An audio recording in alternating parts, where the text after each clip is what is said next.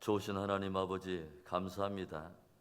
귀하고 복된 안식을 누리다가 하나님 귀한 새벽 성소에서 예배하며 하루를 맞을 수 있도록 은혜 주심을 감사합니다. 우리의 심령이 오늘도 하나님 주의 보좌 앞에 서서 하나님 주께로부터 아버지 저 들려오는 귀한 진리의 말씀을 받습니다. 하나님 아버지 참으로 복되고 아름다운 진리의 말씀을 생명처럼 사랑하게 하여 주시고 하나님 순종하여 열매 맺기까지 주님께서 우리를 붙드시옵소서. 오늘 하루도 하나님께서 열어주시는 귀한 하루를 생명처럼 또 선물로 받았사오니 오 하나님 하루에 담겨있는 숭고한 의미를 묻고 오늘도 하나님 진리를 따라 승리할 수 있도록 주님께서 끝까지 붙드시옵소서. 모든 시간을 주님께 의지하고 예수님의 이름으로 기도합니다. 아멘. 우리 마태복음 21장 1절부터 11절을 봅니다. 우리 천천히 함께 읽어보도록 하겠습니다. 그들이 예루살렘에 가까이 가서 감람산 벳바게에 이르렀을 때에 예수께서 두 제자를 보내시며 이르시되 너희는 맞은편 마을로 가라. 그리하면 곧 매인 나귀와 나귀 새끼가 함께 있는 것을 보리니 풀어 내게로 끌고 오라. 만일 누가 무슨 말을 하거든 주가 쓰시겠다 하라. 그리하면 즉시 보내리라 하시니 이는 선지자를 통하여 하신 말씀을 이루려 하심이라. 일러스되 시온 딸에게 이르기를 내 왕이 내게 임하나니 그는 겸손하여 나귀 곧 멍에 매는 짐승의 새끼를 탔도다 하라 하였느니라. 제자들이 가서 예수께서 명하신 대로 하여 나귀와 나귀 새끼를 끌고 와서 자기들의 겉옷을 그 위에 얹음에 예수께서 그 위에 타시니 무리의 대다수는 그들의 겉옷을 길에 펴고 다른 이들은 나뭇가지를 베어 길에 펴고 앞에서 가고 뒤에서 따르는 무리가 소리 높여 이르되 호산나 다윗의 자손이여 찬송하리로다. 주의 이름으로 오시는 이여 가장 높은 곳에서 호산나 하더라. 예수께서 예루살렘에 들어가시니 온 성이 소동하여 이르되 이는 누구냐 하거늘 무리가 이르되 갈릴리 나사렛에서 나온 선지자 예수라 하니라. 아멘. 지금으로부터 약 2000년 전 예루살렘에는 유월절 절기를 지키려고 최고의 인파가 모여들고 모인 무리들이 함께 흥분하며 열광하면서 온 도시의 분위기는 그야말로 최고의 절정에 오르고 있었습니다. 그것은 지금까지 엄청난 기적을 일으키며 많은 병자들을 고치며 엄청난 역사를 보여주었던 예수님께서 예루살렘으로 행진해 들어오고 있었기 때문이죠. 모여든 인파들과 예루살렘 모든 백성들은 이제야말로 로마 치하의 그 핍박과 억압 속에서 이제 자유케 되고 해방될 때가 왔음을 기대하고 바로 예수님께서 자기들을 구원할 메시아요 왕임을 확신하면서 그를 맞이하려고 종려나무 가지를 흔들어대며 열광하고 있었다고 하는 것이죠. 바로 이때 종려나무 가지를 흔들어대는 군중들 앞에 드디어 왕의 행렬이 보이기 시작합니다. 그런데 군중들 앞에 나타난 왕의 행렬은 왕의 행렬이라고 말하기에도 무색할 만큼 너무도 초라하고 너무도 왜소한 것이었습니다. 나귀 새끼를 탄 왕과 찬송하며 그의 뒤를 따르는 몇몇 아이들 뿐이었습니다. 그러나 그곳에 모인 많은 무리들은 큰 기대감을 가지고 겉옷을 길에 펴고 또 어떤 이들은 나뭇가지를 베어서 길에 펴면서 호산나 다윗의 자손을 외치며 그분을 맞이하는 것을 우리가 보죠. 오늘 나귀 새끼를 타고 예루살렘 성으로 들어오시는 예수님, 그분은 과연 어떤 분입니까? 첫째로 그분은 순종의 왕이셨습니다. 예수님께서 예루살렘에 입성하기 전 벳바게라고 하는 마을에 이르렀을 때 예수님께서는 두 제자들에게 기이한 명령을 내리세요. 무엇입니까? 2절과 3절을 보시면 이르시되 너희는 맞은편 마을로 가라. 그리하면 곧 매인 나귀와 나귀 새끼가 함께 있는 것을 보리니 풀어 내게로 끌고 오라. 만일 누가 무슨 말을 하거든 주가 쓰시겠다 하라. 그리하면 즉시 보내리라.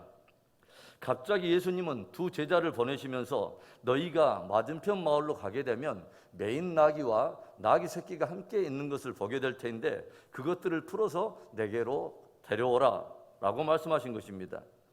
그리고 누가 이것에 대해서 무슨 말을 하거든 주가 쓰시겠다 하라 라고 말을 하라는 거죠. 그러면 주인이 즉시로 보낼 것이라는 것입니다. 아직 제자들은 그 마을에 들어가 본 적도 없고 나귀와 나귀 새끼가 매인 것을 본 적도 없고 그 주인이 누구이며 그 주인이 어떻게 반응할지를 아직 모르는 상황이죠. 그런데 주님께서는 그 주인이 무엇인가를 물을 때 대답할 말까지 그들의 입술에 붙여주십니다.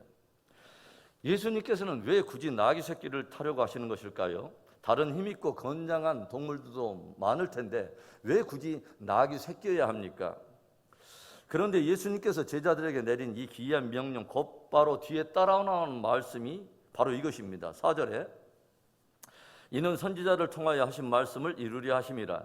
일러스되 시온 딸에게 이르기를 내 왕이 내게 임하나니 그는 겸손하여 나귀 곧 멍에 매는 짐승의 새끼를 탔도다 하라 하였느니라.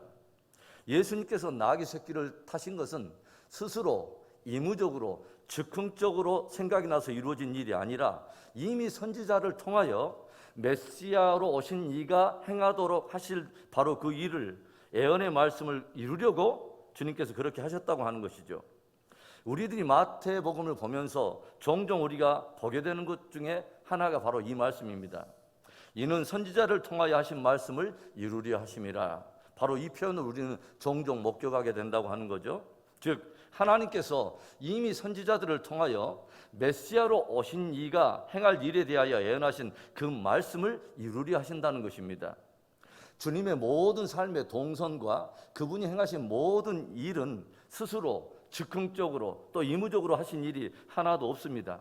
오직 하나님의 말씀이 기록하고 있는 그분의 뜻을 이루려고 순종하신 삶이요 순종하신 행적이었다고 하는 것이죠. 예루살렘 성에 나귀를 타고 입성하신 예수님, 바로 그분은 순종의 왕이신 것입니다. 오늘 저와 여러분의 삶과 신앙의 모습이 기록된 하나님의 말씀을 이루는 순종의 모습 되기를 주의 이름으로 축원합니다. 오늘 나귀 새끼를 타고 예루살렘 성으로 들어오시는 예수님, 과연 그분은 어떤 분입니까? 두 번째로는 그분은 겸손한 왕이십니다. 오늘 말씀은 예수님께서 나귀를 타고 예루살렘 성에 들어오시는 그 모습에 대해서 그분은 겸손하여서 나귀 곧 멍에 매는 짐승의 새끼를 탔다고 기록하여 들려주고 있어요. 사실 조용히 생각해 보면 예수님께서 당신의 모든 영광을 버리시고 이 땅에 인간의 몸을 입고 오신 것 자체가 지극한 그분의 겸손의 극치를 보여주는 사건인 거죠. 그분은 하나님과 동등됨을 마땅히 취할 것을 여기고 영광으로 오셔도 아무런 문제가 없으신 분이지만 성경은 그분은 하나님의 본체와 영광의 형상임에도 불구하고 스스로 하나님과 동등됨을 취할 것으로 여기지 아니하시고 기꺼이 자신을 낮추어 인간의 몸으로 이 땅에 오셨다고 들려주고 있습니다. 그리고 하나님 앞에 자기를 심히 낮추어 십자가에 죽기까지 복종하셨다고 우리에게 들려줘요. 주님이 잡히시기 전날까지도 주님이 하신 일이 무엇이었습니까? 허리에 수건을 동이고 제자들의 발을 씻으신 것입니다. 주님이 당하실 일에 대해서는 전혀 관심 하나 두지 않고 틈만 나면 누가 크냐, 누가 으뜸이냐, 누가 제일이냐 따지며 다투는 철없는 제자들의 발을 씻으신 것이죠. 그 주님께서 제자들에게 어떤 말을 도전하십니까? 내가 주와 및 선생으로서 너희의 발을 씻었으니 너희도 서로 발을 씻기는 것이 옳으니라 가르치시죠. 어제 새벽에는 어떤 일이 또 있었습니까? 야고보와 요한의 어머니가 예수님을 찾아와서 주의 나라가 임하게 될 때 나의 이 두 아들을 주의 좌우편에 앉혀달라고 치맛바람을 일으키며 은근히 청탁하는 일을 우리가 목격했지 않습니까? 이때 주님께서는 전혀 하나님의 나라의 참된 권위의 본질을 모르는 바로 그들에게 무엇을 들려주십니까? 이방인의 집권자들은 힘과 권세로 저들의 권위를 드러내지만 너희 중에는 그렇지 않아야 하리니 누구든지 크고자 하는 자는 너희를 섬기는 자가 되고 누구든지 으뜸이 되고자 하는 자는 너희의 종이 되어야 하리라 주님께서 가르치십니다. 주님은 틈만 나면 자리다툼을 하면서 헛된 야망에 사로잡혀 있는 제자들에게 나는 온유하고 겸손하니 너희는 내 멍에를 메고 내게서 배우라 도전하십니다. 우리는 주님으로부터 깊은 겸손을 배워야 합니다. 성경은 하나님은 교만한 자를 대적하시나 겸손한 자에게는 은혜를 베푸신다고 들려주고 있어요. 주일학교 아이들이 부르는 찬양 중에 예수님의 마음을 고요한 바다로 묘사하고 있는 노래 하나가 있습니다. 모든 물들이 흘러 바다로 향하고 있고 바다가 그 모든 것을 품을 수 있는 이유가 무엇이라고 여러분 생각하세요? 그것은 바다는 가장 낮은 곳에 위치해 있기 때문에 그렇습니다. 그러나 낮은 곳에 위치해 있다고 결코 바다가 얇거나 좁지 않습니다. 바다는 오히려 가장 깊고 가장 넓습니다. 그러기에 모든 것을 품을 수 있는 것이죠. 오늘 주님의 도전처럼 주와 함께 멍에를 주고 겸손히 참 제자의 길을 걷는 복된 저와 여러분 되기를 주의 이름으로 축원합니다. 오늘 나귀 새끼를 타고 예루살렘 성에 들어오시는 예수님, 과연 그분은 어떤 분입니까? 마지막 세 번째로 그분은 평화의 왕이십니다. 오늘 예수님께서 예루살렘 성을 들어오시는데 주님은 어린 나귀 새끼를 타고 그 뒤에는 찬양을 부르는 몇몇 아이들이 따르고 있습니다. 지금 군중들이 기다리고 기대하는 모습은 로마 제국을 뒤엎을 만한 위용 있는 왕의 모습, 패기가 넘치는 왕의 행렬이었을 거예요. 군마를 타고서 맨 앞에 서면 그 뒤에 호위무사들이 좌우로 따르고 그 뒤에는 많은 무장한 군사들이 따르며 품위 있는 관리들이 줄을 쥐어서 따르는 그런 영광스럽고 찬란한 왕의 행렬을 기대했을 거예요. 그런데 주님은 모든 이들의 기대와는 달리 어린 나귀 새끼를 타고서 그 어떤 무기나 또는 무장도 완전 해체해버리고 다만 몇몇 아이들을 데리고 예루살렘 성에 들어가신 것입니다. 오늘 이 모습을 선지자 스가랴가 예언했던 그의 말로 직접 한번 볼까요? 스가랴서 9장 9절에 이렇게 기록되어 있어요. 시온에 따라 크게 기뻐할지어다. 예루살렘에 따라 즐거이 부를지어다. 보라, 내 왕이 내게 임하시나니 그는 공의로우시며 구원을 베푸시며 겸손하여서 나귀를 타시나니 나귀의 작은 것 곧 나귀 새끼니라. 지금 예루살렘 성으로 들어가시는 예수님의 모습으로는 전쟁과 혁명을 통해서 로마 정부를 전복시키고 무력으로 새로운 나라를 세우려고 하는 그런 조짐은 전혀 보이지 않습니다. 그렇다면 예수님이 세우고자 하는 그 나라는 어떤 나라일까요? 스가랴 선지자는 나귀 새끼를 타고 예루살렘 성에 들어가는 겸손한 왕의 모습을 그리면서 곧바로 그 뒤에 이런 말씀을 들려줘요. 스가랴 9장 10절의 말씀인데, 내가 에브라임의 병거와 예루살렘의 말을 끊겠고 전쟁하는 활도 끊으리니 그가 이방 사람에게 화평을 전할 것이요 그의 통치는 바다에서 바다까지 이르고 유브라데 강에서 땅 끝까지 이르리라. 스가랴 선지자를 통해서 하나님께서 들려주시는 메시아가 세우고자 하는 나라의 기초가 뭐냐면 바로 평화라고 하는 것이죠. 전쟁을 통한 통치가 아니라 평화로 한 나라를 세우겠다고 하는 것입니다. 그래서 주님은 전쟁하는 군마를 타고 들어가시는 것이 아니라 멍에를 지는 나귀 새끼를 타고 성으로 들어가셨다고 하는 것이죠. 주님이 지금 예루살렘 성으로 들어가는 근본적인 목적이 뭐죠? 전쟁을 하러 들어가신 것이 아니라 십자가를 지시려고 들어가시는 것입니다.